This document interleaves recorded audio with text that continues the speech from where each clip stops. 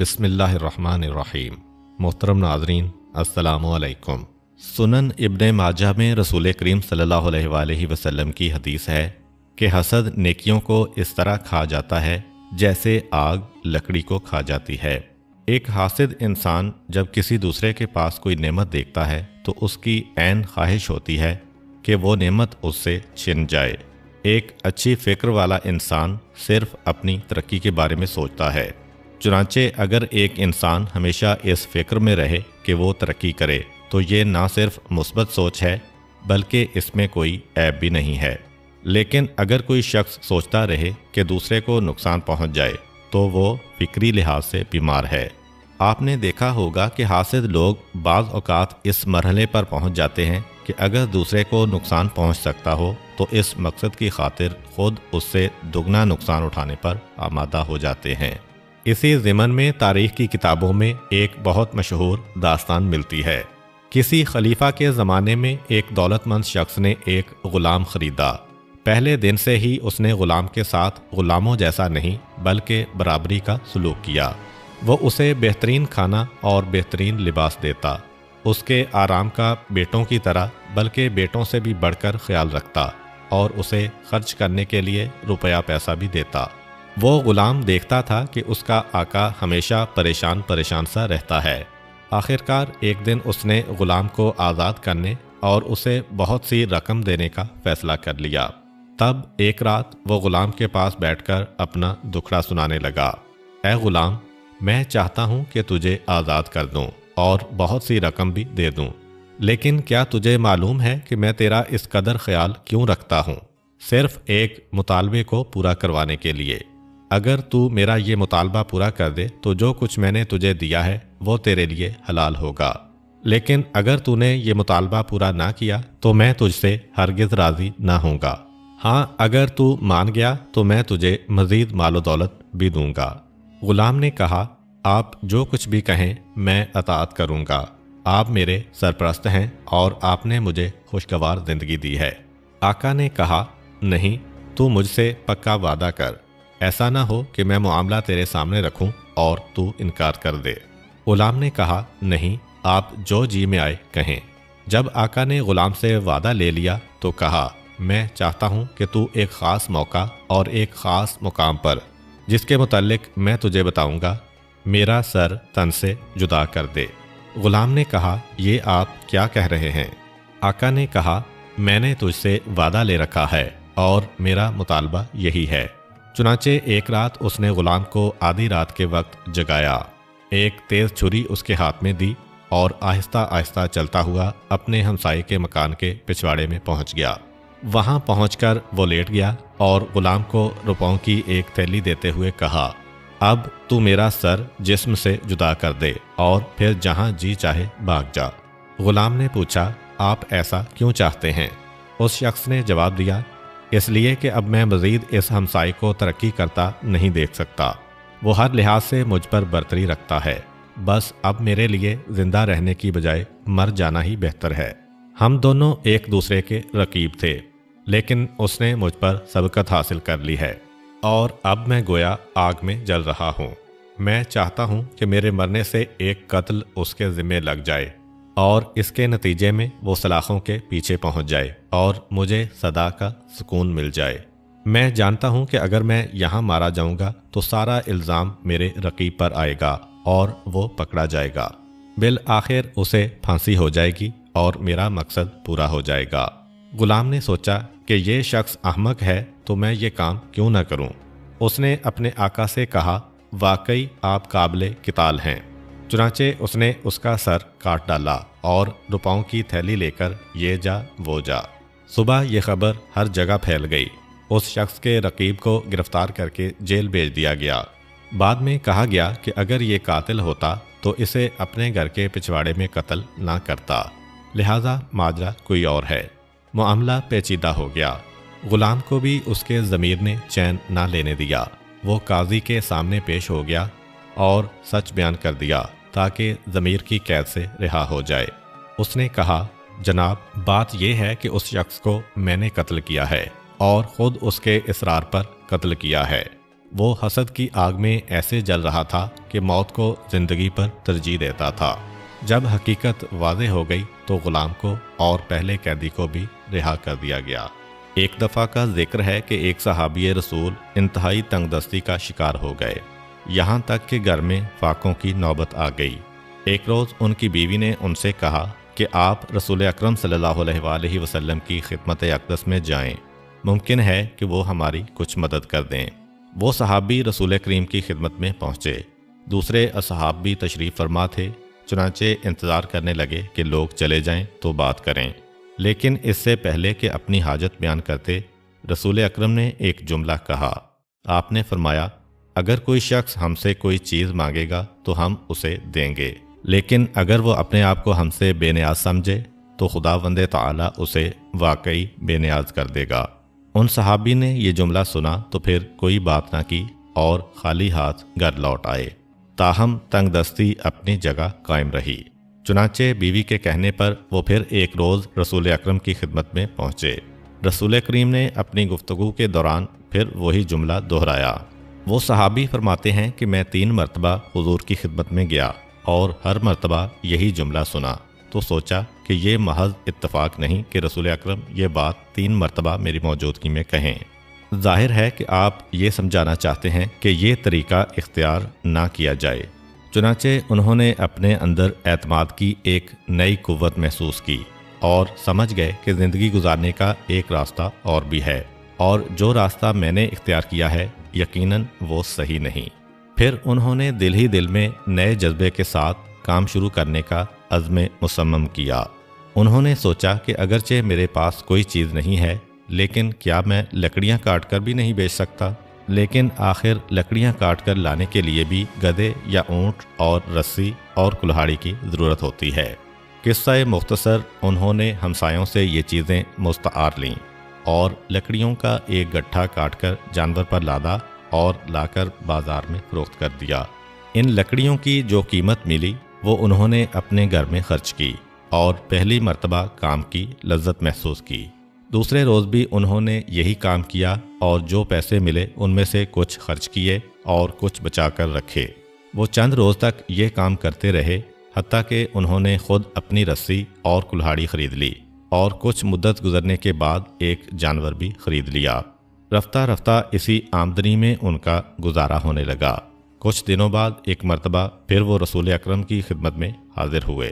آن حضرت نے فرمایا، کیا میں نے نہیں کہا تھا کہ اگر کوئی شخص ہم سے کوئی چیز مانگے گا تو ہم اسے دیں گے، لیکن اگر وہ اپنے آپ کو ہم سے بے نیاز سمجھے تو خداوند تعالیٰ اسے واقعی بے نیاز کر دے گا۔ اگر تم اس روز مجھ سے کوئی چیز مانگتے تو میں تمہیں دے دیتا، لیکن پھر تم ساری عمر کے لیے گداگر بن جاتے۔ لیکن تم نے خدا پر توکل کیا اور کام کرنے لگے، اور خدا نے بھی تمہیں بے نیاز کر دیا۔ ایک دفعہ حضرت علی کرم اللہ وجہہ ایک گلی میں سے گزر رہے تھے کہ آپ نے دیکھا کہ ایک عورت پانی کی مشک اپنے کندھے پر اٹھائے جا رہی ہے۔ حضرت علی جیسے غریب پرور حاکم کے لیے یہ کیوں کر ممکن تھا کہ وہ عورت کو اس حالت میں دیکھیں اور فکر مند ہوئے بغیر رہ سکیں، کیونکہ جو عورت خود پانی بھر کر لے جا رہی ہو یقیناً اس کا کوئی والی وارث نہیں ہوگا، اور اگر ہوگا بھی تو اس کی کوئی مدد نہیں کرتا ہوگا۔ حضرت علی آگے بڑھے اور بڑے ادب سے کہا، خاتون، کیا آپ اجازت دیں گی کہ میں آپ کی مدد کروں؟ بالآخر آپ نے اس کی مدد کی اور اس کا گھر بھی دیکھ لیا۔ پھر آپ نے اس سے پوچھا، کیا آپ مجھے بتانا پسند کریں گی کہ آپ خود کیوں پانی بھر کر لاتی ہیں؟ اس نے جواب دیا، جی ہاں، اتفاق سے میرا شوہر علی ابن ابی طالب کے ہمراہ جنگ میں مارا گیا اور اب میرا کوئی سرپرست نہیں ہے۔ کہتے ہیں کہ یہ جملہ سن کر حضرت علی کو گہرا صدمہ ہوا۔ اس رات جب آپ گھر تشریف لے گئے تو صبح تک سو نہ سکے۔ جب صبح ہوئی تو خود آپ اور آپ کے ساتھی گوشت، روٹیاں اور کھجوریں لے کر اس عورت کے گھر گئے۔ جس قدر جلد ممکن ہو سکا آپ نے خود اپنے مبارک ہاتھوں سے گوشت کے کباب تیار کیے اور یتیم بچوں کو کھلائے۔ آپ نے بڑی محبت اور شفقت کے ساتھ یتیموں کو اپنی گود میں بٹھایا اور ان سے دھیمی آواز میں کہنے لگے کہ علی کی اس خطا کو معاف کر دو کہ وہ تمہارے حال سے غافل رہا ہے۔ پھر آپ نے تنور روشن کیا اور आग के करीब होकर उसकी हरारत को महसूस किया और खुद से यूं कलाम करने लगे, ए अली, इस दुनिया की आग की तपश का मज़ा चखो ताकि तुम्हें दोज़ख की आग याद रहे और आइंदा तुम आम लोगों और यतीमों और फ़कीरों के हाल से गाफिल ना रहो। जी हाँ, ये है एक कामिल इस्लामी इंसान का नमूना। हज़रत अली अपनी खिलाफत के ज़माने में एक दिन कूफा से किसी काम के सिलसिले में बाहर गए। आप मुहाफ़िज़ों का दस्ता कभी अपने साथ नहीं रखते थे। उस रोज़ भी मामूल के मुताबिक आप किसी प्रोटोकॉल के बग़ैर अकेले तशरीफ़ ले गए। जब आप वापस तशरीफ़ ला रहे थे तो रास्ते में आपकी मुलाकात एक शख्स से हुई जो यहूदी, ईसाई या ज़रतश्त मालूम होता था। वो हज़रत अली को नहीं पहचानता था। दोनों ने एक दूसरे की मंजिल मकसूद के बारे में दरियाफ्त किया तो मालूम हुआ कि दोनों का काफ़ी रास्ता मुश्तरक है। उन्होंने तय किया कि दोनों मिलकर सफ़र करेंगे। वो बातें करते हुए चलते रहे हत्ता कि एक दोराहे पर पहुँचे जहाँ से दूसरे शख्स का रास्ता जुदा हो जाता था। वो अपने रास्ते पर हो लिया, लेकिन हज़रत अली करमल्लाहु वजहो भी कूफा जाने वाली शाहराह छोड़कर उसके साथ चलने लगे। उस शख्स ने आपसे पूछा, क्या आपने ये नहीं कहा था कि आपको कूफा जाना है? हज़रत अमीरुल मोमिनीन ने जवाब दिया, हाँ। उस शख्स ने कहा, फिर आप उस रास्ते पर क्यों नहीं जाते? हज़रत अली ने फरमाया, हमारे पैगंबर सल्लल्लाहु अलैहि वसल्लम ने फरमाया है कि जब दो मुसाफिर सफ़र करते हैं और बाहम गुफ्तगू करते हैं तो उन्हें एक दूसरे पर एक हक हासिल हो जाता है। लिहाजा चूँकि मैं इस सफ़र में आपका हम सफ़र रहा हूँ, इसलिए आपको मुझ पर हक हासिल हो गया है। मैं चाहता हूँ कि उस हक की अदायगी की खातिर कुछ दूर तक आपके साथ चलूँ। वो शख्स गहरी सोच में पड़ गया। फिर उसने सर उठाया और कहा, इस्लाम के इतनी तेज़ी से फैलने की वजह आपके पैगंबर के अजीम इखलाक हैं। उस वक्त वो शख्स हज़रत अली को नहीं जानता था। बाद में एक दिन वो कूफा आया और हज़रत अली को मसनद खिलाफत पर जलवा अफरोज़ देखा। तब उसे पता चला कि उस दिन उसके हमसफ़र खलीफा वक्त अली इब्ने अबी तालिब थे।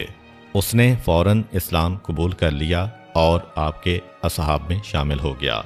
एक दफ़ा एक यहूदी शख्स रसूल अकरम सल्लल्लाहु अलैहि वसल्लम की खिदमत में हाजिर हुआ और कहने लगा कि आप मेरे मकरूज़ हैं, लिहाजा अभी इसी वक्त मेरा कर्ज अदा करें। रसूल अकरम ने फरमाया, अव्वल तो ये कि मैं तुम्हारा मकरूज़ नहीं हूँ, इसके बावजूद अगर तुम अपने दावा पर मुसर हो तो इस वक्त मेरे पास रकम नहीं है।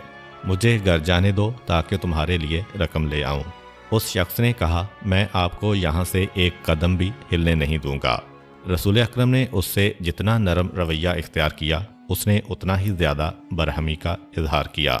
यहाँ तक कि उसने आ हज़रत की अबा और चादर पकड़कर उसे आपकी गर्दन पर लपेटकर मरोड़ा और इतना खींचा कि आपकी गर्दन मुबारक पर सुर्ख निशान पड़ गया। रसूल करीम उस वक्त मस्जिद तशरीफ़ ले जा रहे थे।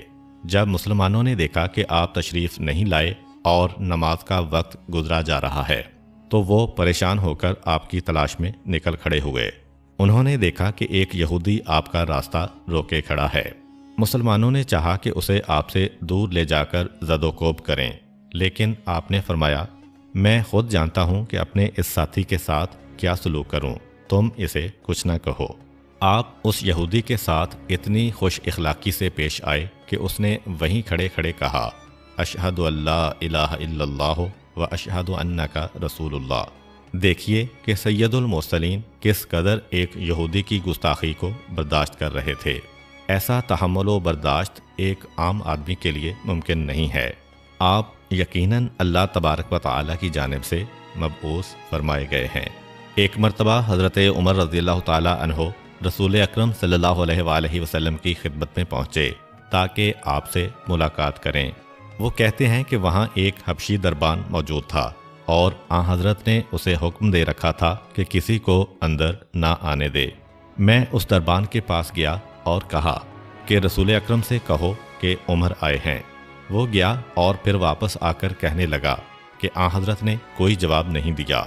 हज़रत उमर कहते हैं कि मैं वहाँ से चला गया और फिर वापस आया और इजाज़त चाही, लेकिन फिर भी आपने कोई जवाब नहीं दिया।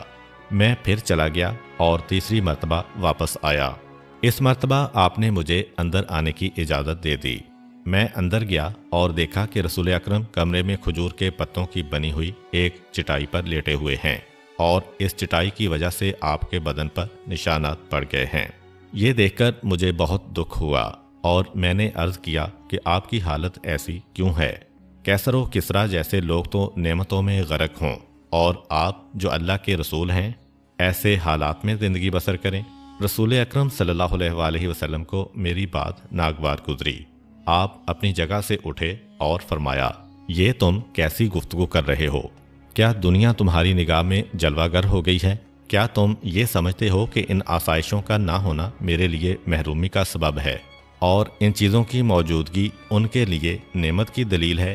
खुदा की कसम, ये सब चीज़ें मुसलमानों को नसीब होंगी और ये किसी के लिए फ़ख्र की बात नहीं है।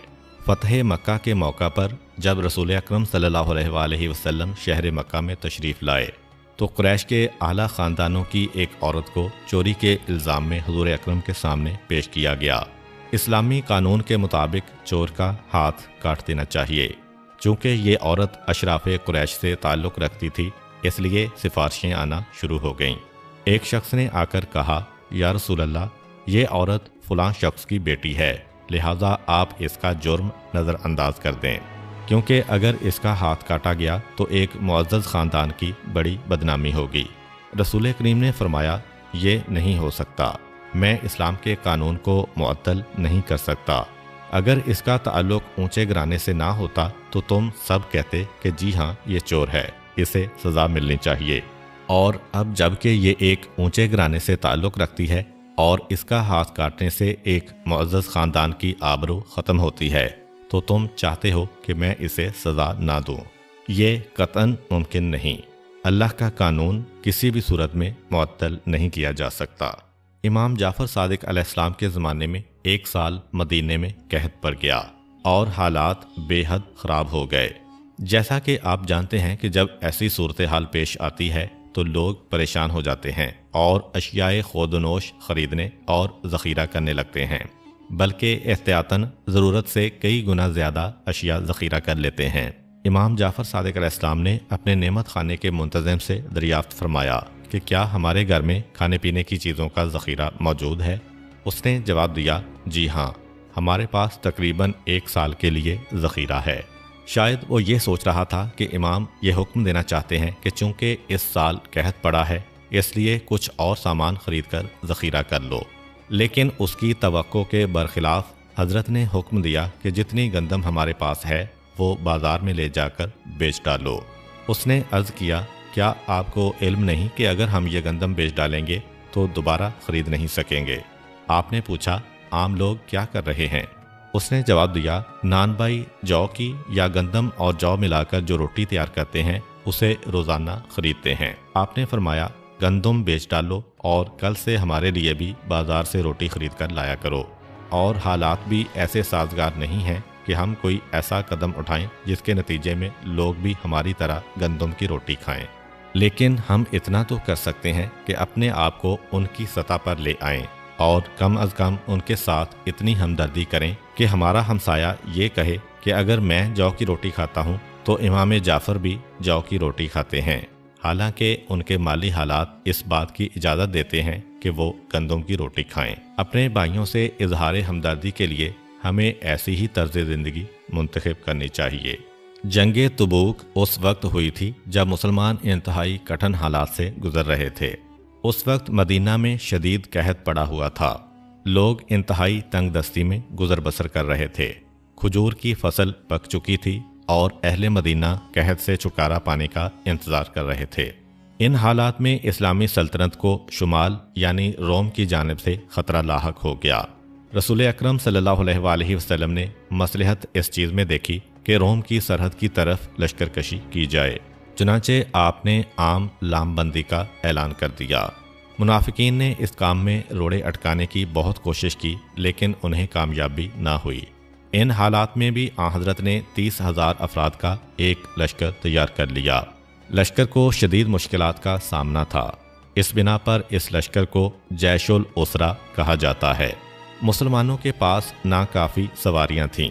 हर 3-4 अफराद के पास सवारी का एक जानवर था। उनके पास खाने पीने के सामान की इतनी कमी थी कि बाज़ औक़ात वो एक खजूर पर गुजारा करते थे। कभी कभी ऐसी नौबत भी आ जाती थी कि एक आदमी खजूर का एक टुकड़ा चबाता था और बाकी दूसरे को दे देता था। लेकिन चूंकि रसूल अकरम सल्लल्लाहु अलैहि वसल्लम ने हुक्म दिया था, इसलिए सब उनके पीछे रवाना हो गए। हज़रत अबू ज़र ग़िफ़ारी रज़ी अल्लाह ताला अन्हु के पास एक कमज़ोर ऊँट था। वो इस ऊँट को जितना भी तेज़ चलाने की कोशिश करते, लेकिन लश्कर का साथ नहीं दे पाते थे। इससे पहले 3 आदमी लश्कर को छोड़कर चले गए थे। रसूल अकरम सल्लल्लाहु अलैहि वसल्लम को बताया गया कि फ़लाँ आदमी साथ छोड़ गया है। आपने फरमाया, अगर उस शख्स में कोई भलाई है तो खुदा उसे हम तक पहुँचा देगा, और अगर इसमें कोई भलाई नहीं है तो ऐसे कमज़ोर शख्स का हमारे दरमियान ना होना बेहतर है। दूसरा आदमी चला गया और फिर तीसरा आदमी चला गया, और रसूल अकरम ने उनके बारे में भी वही कलमात दोहराए। फिर कहा गया कि या रसूल अल्लाह, अबू ज़र ने भी लश्कर को छोड़ दिया। हज़रत ने फिर भी वही जुमला इरशाद फरमाया, लेकिन अबू ज़र रज़ी अल्लाह ताला अन्हो ने लश्कर को छोड़ा नहीं था। उनका ऊँट चलने से माजूर हो गया था। अबू ज़र ऊँट पर से उतर आए और अपना सामान कंधे पर लादकर धूप में पैदल चलने लगे। तबूक जाने वाले पथरीले रास्ते पर चलते चलते वो एक ऐसे मुकाम पर पहुँचे जहाँ कुछ दिन पहले होने वाली बारिश का पानी पत्थरों के दरमियान जमा हो गया था। पानी निस्बतन ठंडा था। हज़रत अबू ज़र के पास एक मश्क थी। उन्होंने वो ठंडा पानी मश्क में भरा और चल खड़े हुए। लश्कर एक मुकाम पर ठहरा हुआ था कि अचानक लोगों की निगाह एक ह्योले पर पड़ी, तो उन्होंने अर्ज़ किया, या रसूल अल्लाह, एक ह्योला दूर से नज़र आ रहा है। हज़रत ने फरमाया, ये ज़रूर अबू ज़र होंगे। ह्योला रफ्ता रफ्ता नज़दीक होता गया। ये वाकई अबू ज़र थे, लेकिन गर्मी, भूख और थकन ने उन्हें निडाल कर रखा था। उनका चेहरा स्याह और होंठ लकड़ी की मानद खुश्क हो रहे थे।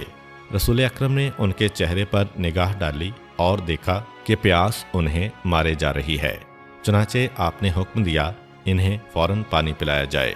उन्होंने कमज़ोर आवाज़ के साथ कहा, पानी मेरे पास है।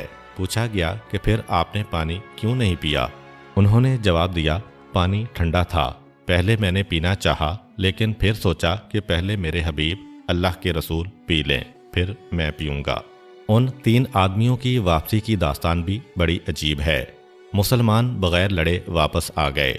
लोग मुंतज़िर थे कि देखें रसूल अकरम सल्लल्लाहु अलैहि वसल्लम इन बगौड़ों के बारे में क्या फ़ैसला करते हैं। चुनांचे हज़रत से पूछा गया कि या रसूल अल्लाह, उन लोगों के साथ क्या सलूक किया जाए? आपने फरमाया, उनके साथ मेल जोल तर्क कर दो और उनसे कोई बात ना करो। जो ही मुसलमान मदीना पहुँचे, ये तीनों अशख़ास आगे बढ़े और कहने लगे, अस्सलामु अलैकुम। मुसलमानों ने कोई तवज्जो ना दी। उन्होंने पूछा, आप लोगों का क्या हाल है? फिर भी किसी ने जवाब ना दिया। जिस किसी से भी बात करते, कोई जवाब ना मिलता। फिर जब वो तीनों अपने घरों को गए और उनके बीवी बच्चों को भी पता चल गया कि रसूल अकरम ने उनके साथ मौजूदा दौर की इस्लाम में बाइकाट कर दिया है, तो उस वक्त से उनके बीवी बच्चों ने भी उनके साथ बोलचाल बंद कर दी। वो अपनी बीवियों से बात करते, लेकिन वो कोई जवाब ना देती। वो अपने बच्चों से बात करते तो वो भी जवाब ना देते। ये तीनों अशख़ास यूं तन्हा रह गए कि शहर का एक आदमी भी उनसे बात करने को तैयार ना था। उनकी बीवियां खाना पकातीं और उनके सामने लाकर रख देतीं, लेकिन एक लफ्ज़ भी मुंह से ना निकालतीं। यहाँ तक कि वो खुद समझ गए कि चूँकि वो गुनाह के मुर्तकिब हुए हैं, इसलिए उन्हें चाहिए कि सच्चे दिल से तौबा करें। यहाँ तक कि अल्लाह उनकी तौबा कबूल करे और अपने पैगंबर को इस बारे में मुत्तला फरमाए, और हज़रत के ज़रिए लोग भी जान लें कि उनकी तौबा कबूल कर ली गई है। लिहाजा उन्होंने सोचा कि हमें ऊपर से शुरू करना चाहिए। हम गुनाहगार हैं और हमें चाहिए कि अल्लाह को राज़ी करें। चुनाचे वो पहाड़ों पर चले गए और कई दिन तक तौबा व इस्तग़फ़ार करते रहे, यहाँ तक कि खुदावंद करीम ने उनकी तौबा कबूल कर ली। आमर बिन आस को हज़रत उमर रज़ियल्लाहु ताला अन्हु की जानिब से हाकिम मुकर्रर किया गया था। एक रोज़ आमर बिन आस के बेटे ने एक आदमी के मुंह पर थप्पड़ मारा। उस आदमी ने आमर बिन आस से इस बात की शिकायत की, لیکن اس نے کوئی توجہ نہ دی۔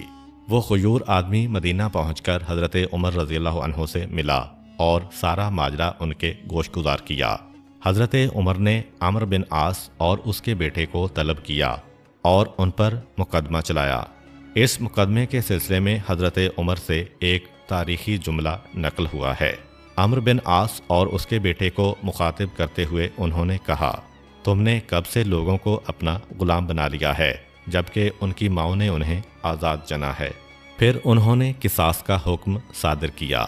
حضرت عمر نے اپنے بیٹے کے ساتھ بھی ایسا ہی برتاؤ کیا۔ جب یہ ثابت ہو گیا کہ اس نے شراب پی ہے تو انہوں نے اس پر شرعی حد جاری کی۔ یہ وہ عدل تھا جو رسول اکرم صلی اللہ علیہ وآلہ وسلم نے مسلمانوں کو سکھایا تھا، اور مسلمانوں نے اسے ابھی تک فراموش نہیں کیا تھا۔ دوسرے لفظوں میں یہ ایک پہیہ تھا جسے رسول اکرم حرکت میں لائے تھے اور جو کافی مدت تک کم و بیش اسی شکل میں گھومتا رہا۔ کہتے ہیں کہ ایک مسجد تعمیر کی جا رہی تھی۔ بہلول دانا وہاں پہنچ گئے اور انہوں نے لوگوں سے پوچھا کہ تم کیا کر رہے ہو؟ لوگوں نے جواب دیا کہ ہم مسجد بنا رہے ہیں۔ بہلول نے پوچھا کس لیے؟ لوگوں نے جواب دیا کس لیے کا کیا سوال ہے، ہم یہ مسجد اللہ کی رضا جوئی کے لیے بنا رہے ہیں۔ بہلول نے سوچا کہ مسجد بنانے والوں کو اخلاص عمل کی حقیقت سمجھائیں، چنانچہ انہوں نے راتوں رات ایک پتھر پر مسجد بہلول لکھوایا اور اسے مسجد کے دروازے پر نصب کر دیا۔ دوسرے روز جب مسجد بنانے والے آئے اور انہوں نے مسجد کے دروازے پر مسجد بہلول لکھا دیکھا تو وہ بے حد خفا ہوئے۔ انہوں نے بہلول کو ڈھونڈ نکالا اور اس بنا پر اسے مارا پیٹا کہ دوسروں نے جو زحمت اٹھائی ہے اسے تم اپنے نام سے کیوں منسوب کرتے ہو؟ بہلول نے کہا، کیا تم نے خود مجھے نہیں بتایا تھا کہ یہ مسجد تم خدا کی خاطر بنا رہے ہو؟ بالفرض اگر لوگ اشتباہ کا شکار بھی ہو جائیں اور یہ سمجھنے لگیں کہ یہ مسجد میں نے تعمیر کی ہے، بالفرض اگر لوگ شک کا شکار بھی ہو جائیں اور یہ سمجھنے لگیں کہ یہ مسجد میں نے تعمیر کی ہے، تب بھی خدا تو شک کا شکار نہیں ہوگا۔